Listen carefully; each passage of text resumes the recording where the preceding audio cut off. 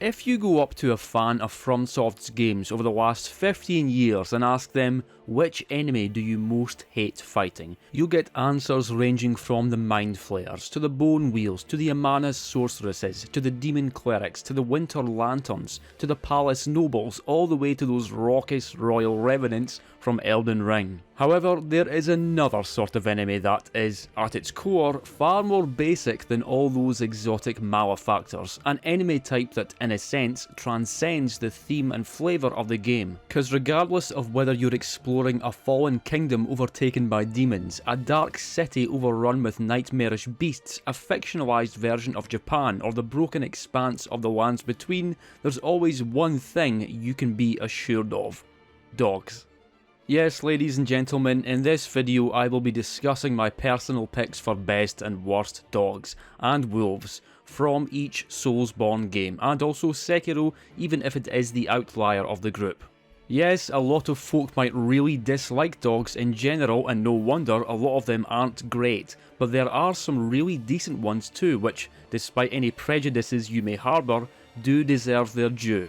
If you like the video, hey, why not subscribe to the channel? I make fun videos about great games. And please allow me to give a massive thank you to my wonderful patrons for supporting the channel. And before that being said, let's kick off the list with some Demon's Souls. Now, whilst the other games on this list have good selections of woof woofs to choose from, sadly, Demon's Souls does not. In fact, it has literally one type of dog. I scoured the archives for mention of another. I debated with the scholars in the hopes that there was some other variety of entity in Demon's Souls that I could, theoretically, also consider a canine for the purposes of this video. I mean, the Dirty Colossus kind of resembles a dog if you squint really hard, right? No. And so that just leaves us with the one dog type that is in the game, and that dog is the dog. Nothing all that exotic to discuss here, I'm afraid. It's just a plain old snarling mutt, and they're only to be found in a few locations too, in the interior of the bridge and the Lord's Path, and at the beginning of the Inner Ward in Boletaria, and near the beginning of the smithing grounds in Stonefang Tunnel. And guess what? They completely suck everywhere you find them. I guess they're not quite so egregiously placed by the time you fight them in the Inner Ward, because you should be pretty buff by the time you get here, and there are only 2 of them, which is not something I can say about the game's other 2 dog encounters. See, the nature of the dog in Soulsborne games is to hound and harry, to be constantly advancing and attacking, pressuring you into a state of panic where you're mashing the roll button and mistiming your attacks, leading to more damage and sometimes even status effect build-up. From an enemy design standpoint, I think it's fine. I mean, why shouldn't there be enemies of this nature in what are supposed to be really difficult games? From a player standpoint though, these things suck. I've finished Demon's Souls a good number of times now, but I can still get very easily tilted at these early game dog encounters, because they just barely give you a goddamn chance to breathe. One's not so bad, but things can all too easily spiral out of control when 2 or more are present, and in the Lord's Path tunnel you get assaulted by 5 of the damn things. 5! In a constricted tunnel no less, and it's no fun. I guess with these being Demon's Souls' only dog enemy, they're my pick for both best and worst dog enemy by default, but that's only a linguistic technicality because I think these dogs suck. In fact, if bear bugs didn't exist, these would be my least favourite enemy in the entire game. Oh boy am I happy we're talking about Dark Souls now, because not only is there a greater variety of canines in this game compared to Demon's Souls, but it features pretty much the single greatest canine from any FromSoft game, the best dog out of the whole blasted bloody franchise, Great Grey Wolf Sif.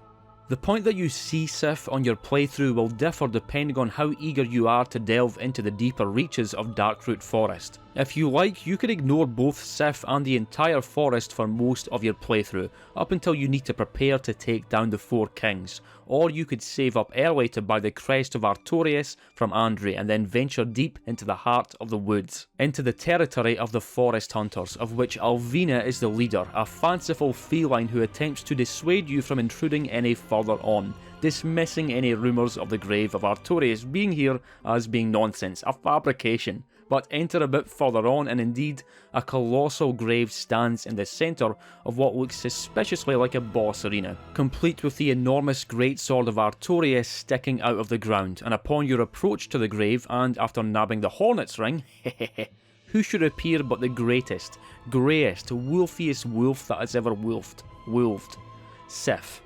Sif's introductory cutscene is legendarily sick, and indeed his unnatural size is a big part of that.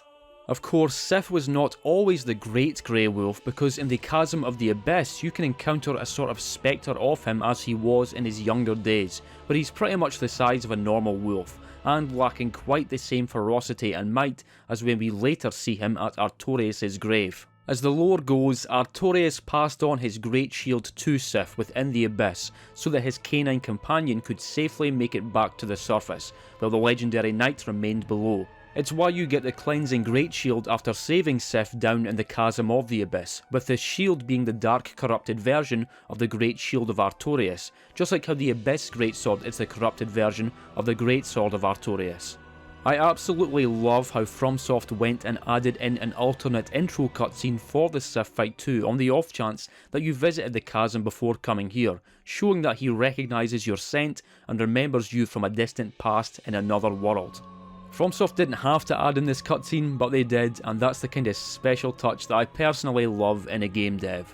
As for the fight itself, I've always viewed Sif as being one of those bosses that's more fun than challenging. His size and fighting style make the whole affair a real spectacle. I mean, it's a giant wolf with one of the game's coolest swords hanging out of its mouth. What more could a player ask for? If you do take Sif on early though, he can actually be much tougher than you might think. I've heard of quite a few folk who really struggled on him, especially on their first playthrough, because his attacks can be a real bastard to deal with if you haven't yet got a decent handle on the dodge roll. His sword sweeps and flying upward slices have great range and do a lot of damage if your armour's all shitty and your shield's a bit shit. As pissy as you might find yourself getting after one too many deaths though, if you've got any sort of heart beating in that chest of yours, all ill feelings towards Sif should melt away when the old boy gets down to critical HP and is reduced to slowly limping towards you with the occasional pitiful attack. FromSoft would repeat this same sort of thing with the old Demon King in Dark Souls 3, and to great effect there too. I think that's a really underrated fight, but it's even more impactful here. Great Grey Wolf Sif is not one of FromSoft's greatest bosses, and he's not even really in the top 3 for Dark Souls 1, but he definitely makes for one of the most special bosses from these games, and he's without a doubt the greatest doggo in Soulsborne.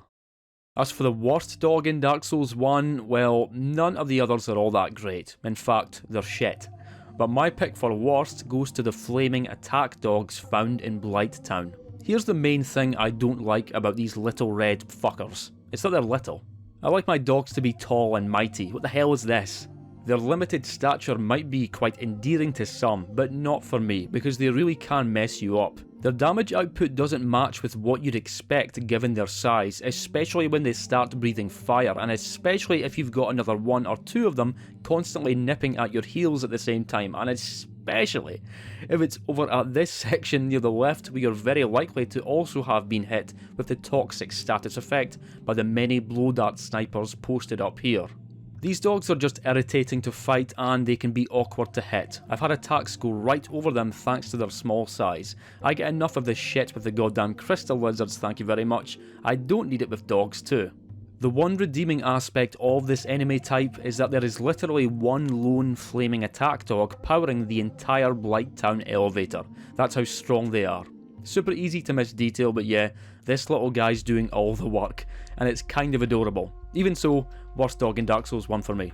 If I wanted to really stretch it, I might have named the skeleton beasts from the Tomb of the Giants, because they are one of the most consistently unpleasant enemies to fight in the whole game. They're right up there in the same category as bone wheels, where you look at them and think, do these things really need to do that much damage? But the skeleton beasts aren't quite doggish enough for me, and so I couldn't quite justify picking them as worst dog. Now on to Dark Souls 2. The second Dark Souls game does have slightly more dog variety than its predecessor. However, I'll say it now, There's nothing here that comes remotely close to matching the majesty of Sif. In fact, most of what's here isn't very great, though I think there is one exception to this: the swollen mongrel. These furless freak shows are only to be found in a couple of levels, though the first place you see them is down in the rancid subterranean expanse that is the gutter. They make for a very unnerving sight too, these skinless, hyper-muscular beasts prowling around in the damp darkness, always with that menacing expression fixed to their pitbull-like faces. Even though you first encounter them down in the gutter, these things are actually from Aldea's Keep, which is the second place you see them, plodding around in a pool of acid in one of the side rooms, implying that these creatures perhaps once looked like regular dogs, before being made to mutate and suffer through Aldea's cruel experimentation. Just like how you can see other monstrosities elsewhere throughout this level. Admittedly, to fight they're really nothing special. In fact, they only have like 2 moves, and the hitboxes for those moves can be a bit scuffed, though their bite attack in particular looks crazy when you notice the way their mouths open up super wide. Really cool animation that I only noticed for the first time when making this video. The swollen mongrels aren't even close to being one of Dark Souls 2's better enemies, but the design is pretty damn disturbing to me, which makes them more interesting than all the game's other dogs, which in my book makes them the game's best dog. My pick for worst canine in Dark Souls 2 actually goes to another real freak. In fact, this one happens to be the single biggest dog on this entire list. It's the Royal Rat Authority.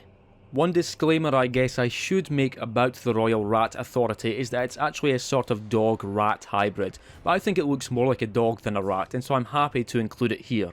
There are 2 levels associated with the PvP-focused Rat King Covenant, those being the Grave of Saints, where you can even meet the Rat King himself after defeating the Royal Rat Vanguard, and then there's the Doors of Pharos, where the Royal Rat Authority can be found as an optional boss. Dark Souls 2 has a lot of bosses. Some are great, some are good, some are lame, some are awful, and then there's the Royal Rat Authority fight, which is also awful. Before the big guy even shows up, you have 4 smaller mongrel rats, which as far as I can tell have literally the same character model as the Royal Rat Authority, except about 15 times smaller. But I don't like smaller, because it means they can be a bastard to actually hit, and you want to hit and kill these things as quickly as possible, because if they manage to hit you, they cause toxic build-up. There's really not that many things that can even cause toxic in Dark Souls 2 either. In fact, the only ones I can think of off the top of my head are these little fuckers and Sin the Slumbering Dragon. Never mind the wee ones though, because it's the big dog you need to watch out for in this battle. This thing might be even bigger than Sif, but he sure as hell ain't as pretty. Good lord, that is one ugly dog. And the actual fight tends to be just as ugly. The Royal Rat Authority isn't the most difficult boss in the game, but some of the timings for its attacks are just really weird and off-putting, but it sort of gears up for an attack for a bit too long before very quickly and suddenly letting it out in a way that's really awkward to dodge. And as with many Dark Souls 2 enemies, the hitboxes for some of its attacks ain't too great either. Have to admit though, in a strange way I do enjoy the putrid spectacle of its vomit attack, which it only does when at critical HP. It's absolutely disgusting, but a lot of the coolest moments in these games also happen to be disgusting and or disturbing. And this move kinda reminds me of the Gaping Dragon's vomit attack, which is also cool. And then there's the One Reborn's discharge attack, which I actually hate, but which is also pretty cool. I've never had major issues myself with beating the Royal Rat Authority, but I know there's a lot of people who simply refuse to even come down here and fight it at all. Because it is totally optional, and frankly the whole affair is more trouble than it's worth. While you do get a boss soul for beating it, only thing it can be transposed into is the Acid Surge Pyromancy, which has extremely limited usefulness outside of PvP. And now we come to Dark Souls 3, which actually has a decent mixture of canines, some of which are quite beautiful, while others are just flat out depressing. Like these 2 corpse dogs hiding in a cave on the Road of Sacrifices, a male one who attempts to defend its mate, and a seemingly pregnant female who will spew livid purple vomit at you, again with the vomit. I actually love this encounter because of the sad little environmental story it tells, but obviously neither of these dogs are my pick for best dog, because that award goes to the Grave Tender Great Wolf. Not long after entering the painted world of Ariando, you'll come across a large pack of regular sized wolves who make for really cool enemies with interesting and unique behaviour. There's a lot of them here, but I've never found them to be too frustrating or unreasonable to deal with, though that's not to say that they're easy. But further ahead, shortly before the Millwood settlement, you'll see a way bigger one sitting on a rock, watching you from above. When encountered here, the Great Wolf serves as a sort of mini-boss which can quite easily overwhelm you if you've still got a few regular sized wolves running round, especially because it is highly mobile and ferocious. Funnily enough, one of its attacks is pretty similar to that really annoying charged ram attack that the Royal Rat Vanguard does, except with a more reasonable animation, though some of its other movements kinda echo the way Sif moves. Its frost charge is unique though, and I've always found this move to be great fun to dodge roll through, just like Vort's charge attack. Even though you can defeat the Great Wolf here, you can't actually kill it. It'll just disappear and not even give you a soul reward, though you do get 3 large Titanite shards. Wow. Just after the Millwood settlement though, the wolf will attack you yet again, except it's a much tougher encounter this time, with frankly too many enemies. Which is the point, because you're clearly semi-intended to flee from them here as the ground collapses from under you to take you to a new section of the level. If you want to take down the Gravetender Great Wolf for real though, got to make it down to the Frozen Lake section to fight the other boss from the DLC, the Champion's Gravetender. Really not a great fight at all, to be honest. This NPC type enemy you fight isn't especially interesting, and the fact that he's not wearing any trousers has never quite sat right with me. I cannot take a man seriously if he's not wearing trousers. The Gravetender Great Wolf makes its final appearance here though, and it by comparison is very fun to do battle with, even featuring a new Frozen Breath attack that it does not do when encountered elsewhere. Is the Gravetender Great Wolf as good as Sif? No. But by Jove, it's a damn fine wolf nonetheless, and I think the Ashes of Ariandel DLC has made a much more flavourful and enjoyable experience thanks to its inclusion. I actually considered picking Vort of the Boreal Valley as best Dark Souls 3 dog because Emma literally refers to him as the vile watchdog of the Boreal Valley, and it moves around on all fours like a dog, but no. I actually love the Vort fight and I think he's one of FromSoft's best boss designs, but he's not actually a dog, in the same way that the Outrider Knights aren't dogs. Anyway, I guess I should also give a shout out to the Old Wolf of Farron, who you can find snoozing high up in Farron Keep, and who also serves as the leader for the Watchdogs of Farron Covenant. He's a nice looking wolf, sure, but he's also very sleepy, and so he doesn't do very much, so I couldn't quite justify picking him as my favourite either. As for worst in Dark Souls 3, well, your smaller varieties of dogs sure can get pretty obnoxious in this game. In fact, you might even have noticed them literally teleporting closer to you in some places when you try and run away from them, making them just that much more of a pain in the arse to deal with, especially at the beginning of the High Wall of Lothric, and in this area leading up to the Cathedral of the Deep. My personal dog-shaped Dark Souls 3 nemesis though is the Erythilian Hound. Now I will say that design-wise, these things look incredible and very fucked up, having human skulls instead of canine ones. They're essentially just ferocious collections of fur and bone with a few scraps of decaying flesh to hold it all together. Despite their ragged and rotten appearance though, these guys are a problem. This particular section of Erythil is absolutely dreadful to get through, specifically because of them. Erythil might be a fan favourite, and it's easy to see why when you look at how gosh darn stunning this level is to look at, especially when you first catch sight of it after exiting from the far uglier catacombs of Karthus. But I'm personally not quite so enthusiastic about the level when it comes to actually playing through it, and a main reason for that is these semi-corporeal enemies, which are fucking everywhere, and which simply aren't very enjoyable to fight. But encounters with them become substantially less enjoyable when the game throws in a few Erythilian dogs too. These hideous four-legged horrors do even more damage than the game's other dogs, cost frost build-up, and are just difficult as hell to deal with when there's more than one of them. It's crazy and infuriating just how quickly they can delete your entire health bar. These dogs bug me, and as such they're my pick for worst in Dark Souls 3. Now, I must say, Bloodborne was a game I really had to think extra hard about when putting together all my picks, because the main enemies in Yharnam are beasts. And what do beasts generally resemble? Wolves, of course, some of which still retain some semblance of their former human selves, while others have fully succumbed to beasthood, walking and stalking around on all fours in search of more of the sweet blood. But should these things count as dogs or wolves? Maybe. How about Father Gascoigne's second phase? How about these dudes? I don't know, it's a bit messy, and so for Bloodborne, I've restricted my picks to dogs that do actually resemble dogs, as opposed to beasts which have transformed from humans, which brings me to my pick for best, the Watchdog of the Old Lords. Funnily enough, out of any other dog from any other Soulsborne game, the Watchdog of the Old Lords is without a doubt the one that has caused me the most pain and anger throughout my life. See, this is a Chalice Dungeon exclusive boss, which you will never see out in the actual game world, just like the Undead Giants, the Bloodletting Beast, the Thumerians and more, and I happen to find that pretty darn neat. The Chalice Dungeons are not perfect, but they can be a lot of fun, and there's a lot of cool and interesting shit to find and fight down here, which includes the Watchdog of the Old Lords.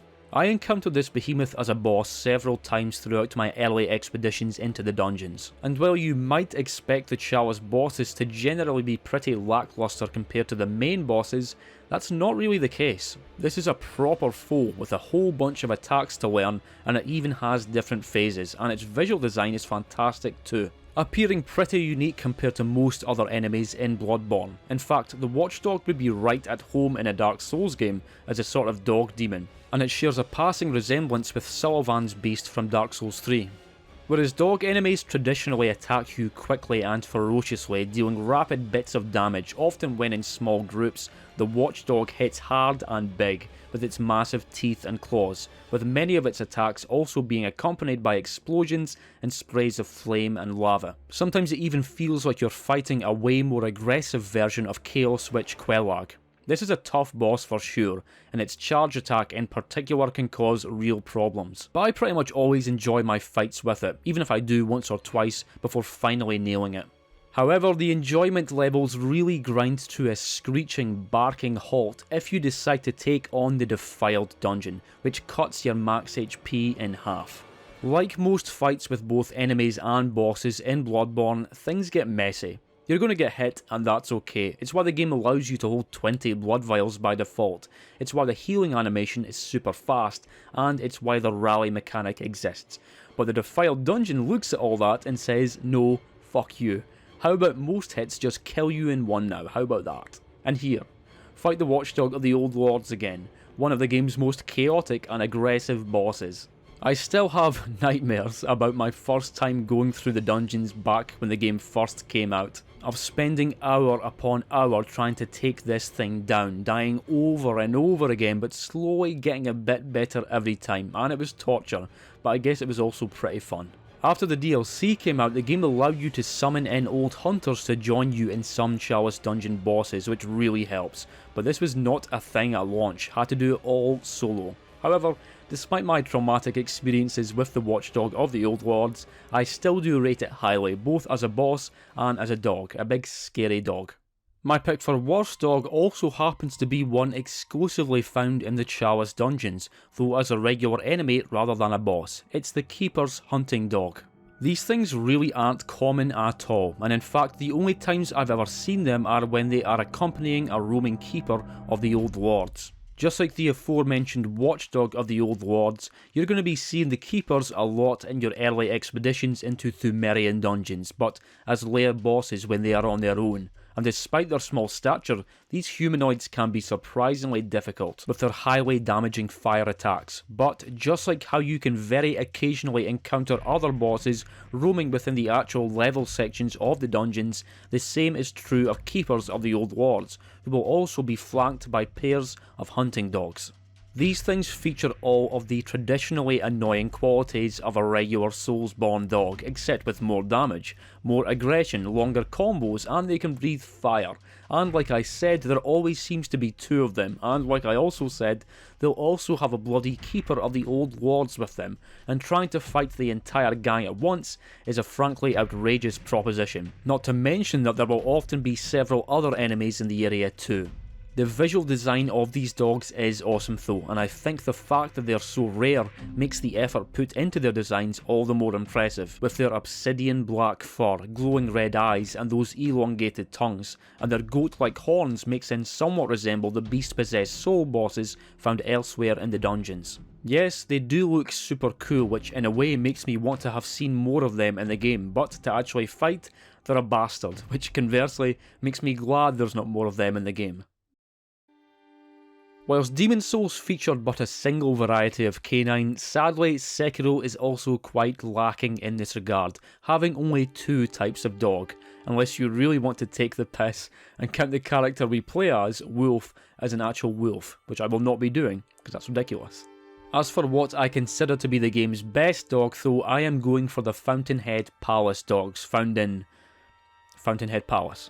Fountainhead Palace is without a doubt the most beautiful level in the game, and certainly one of the most beautiful from any FromSoft game. You could even argue that it is the #1 nicest looking level they've ever made, but it's also a pretty strange and even disturbing place. The Okami warriors certainly make for pretty graceful looking creatures, but the same cannot be said for the slimy, slug-like palace nobles who attempt to suck you, draining you of your youth and vitality, leading to an unpleasant death from which you cannot resurrect. The jailers from Dark Souls 3 might have sucked, but these things actually suck. There is of course another type of strange pale being residing in the palace though, and that is the Fountainhead dogs. Again, they're weird looking, but also kinda cute in a way. They actually look very similar to the dogs found in the fishing hamlet in the Bloodborne DLC, even sharing some of their animations, except the design for these dogs isn't quite so fishy. Compared to a lot of other dogs on this list, the Fountainhead ones aren't actually very annoying to fight. I guess because your mobility is so much greater in Sekiro compared to in the Souls games and Bloodborne. I never found myself getting mercilessly and obnoxiously mauled and hounded by this game's hounds, which made for a welcome change. The most noteworthy aspect of these dogs though isn't even their appearance, but rather the fact that they can hit you with lightning attacks. It can be a real surprise when you first see this too, because before coming to this level, the only entity who uses lightning on you is a boss, Genichiro, who uses it in his 3rd phase. But then you come to Fountainhead Palace, and the Okami warriors, a regular enemy, can use lightning attacks on you at will, and then you come to this bit and even the fucking dogs can use lightning. Thankfully, lightning reversals are very fun to pull off, and effective, and so the fact that these enemies have this special ability, if anything, simply makes them more enjoyable to fight. Though another slightly stranger reason I like these dogs is that this particular spot is where I farmed XP when I was going for the Height of Technique trophy on PlayStation to get the Platinum. There's a sculptor's idol right by here and you can very quickly pop out and one-shot each of the dogs with your shurikens. Hey, not bad. For worst Sekiro dog, well there's only one other bloody kind to choose from, isn't there? And honestly, they're just about as boring as a dog enemy can be. You'll find some of them throughout Ashena's outskirts and its castle, and some in the Senpu region too, but just like with the Fountainhead dogs, they're really not too bad in this game. Usually just a single hit from your katana will take them down, or you can just hit them with a shuriken from above, or use the firecrackers to completely stun them, or just sprint away because Wolf is really fast, or grapple away to safety. They're not a significant threat. The one exception to all this is in the fight against Lone Shadow Masanaga, the shield bearer in Hirata Estate, if you're going for the purification ending. Because these ones are more buff, the boss can summon more of them as the fight goes on, and they seem to be wearing some sort of small dog headband hat thing, which I consider to be completely unacceptable. Only humans should be permitted to wear hats. I'm just joking, the headwear is adorable, but regardless, even though they're not as annoying in this game compared to in FromSoft's others, Sekiro's plain old dog enemy type have got to be my pick for worst dog in the game, I'm sorry. Well, just as I had to ponder what exactly it means to be a dog when I was looking at what Bloodborne had to offer, I had to do the exact same thing here with Elden Ring. Because as well as this game's more conventional dogs and wolves and such, it also features beasts. For example, there's Beast Regent Serosh, who is of course a lion. A lion. But you also have the Beastmen of Faram Azula, who are effectively anthropomorphic wolves. And then there's the Beast Clergyman / Malekith, whose form is based on that of a wolf. And who could forget Blythe, the half-wolf who serves as Lunar Princess Ranni's shadow. Starting out as a friendly, lovable character who helps you out with advice and even joins you in battle before tragically frenzying further down the line, just as he was effectively programmed to do by Ranni's two fingers, forcing you to put him down just outside Ranni's rise.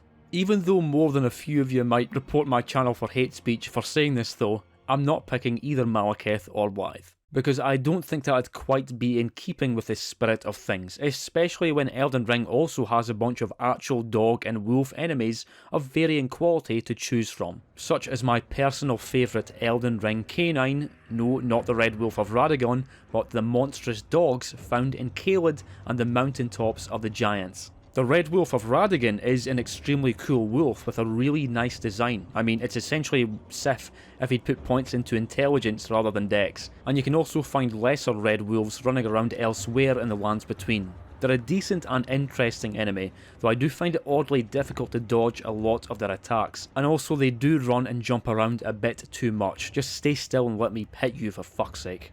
Like I said though, my pick does not go to the Red Wolves, but to those horrific dogs that you first encounter in Caelid. I've got a confession to make. I don't love dogs, I'm a cat man.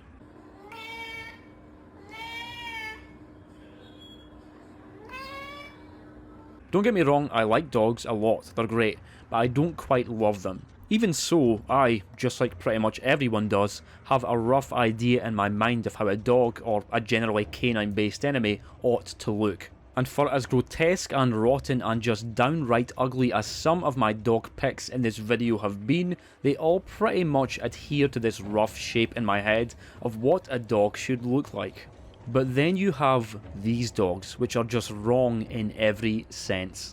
Caelid is a terrifying place, especially on your first playthrough, and especially if you're somewhat underleveled for the place. And a massive reason for that is these monstrosities roaming around in many parts of it, often in pretty surprising numbers. Such great numbers in some places that I often prefer to just sneak past them rather than confront them directly because I was afraid.